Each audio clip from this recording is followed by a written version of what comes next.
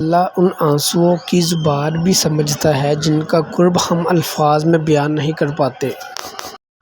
انسان پرفیکٹ ہو بھی نہیں سکتا کیونکہ ایک ہی زندگی ملتی ہے اور اس میں اسے کی کردار نبھانا پڑتے ہیں، اور ہر کردار کو اچھے سے نبھانے کی کوشش کرتے کرتے اس کا رول ہی ختم ہو جاتا ہے۔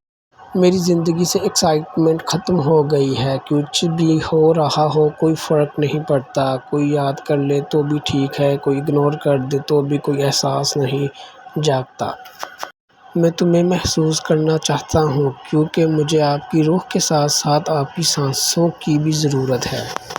وہ دیندار میرے بچھڑنے سے ہوئی تھی، اس کے ثواب سے میرا حصہ بھی دیجیے۔ آپ نے اس شخص کو کھو دیا جانا جو خدا سے آپ کی باتیں کرتا تھا۔ حقیقی تعلق وہ ہوتا ہے جو وقت، حالات، ضرورت اور مزاج بدلنے کے باوجود قائم رہے۔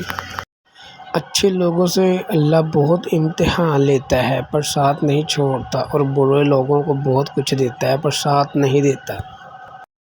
یہ کال آپ کو کسی بھی وقت آ سکتی ہے، اور مزے کی بات یہ ہے کہ آپ اس کال کو اگنور بھی نہیں کر سکتے۔ تیار رہیں۔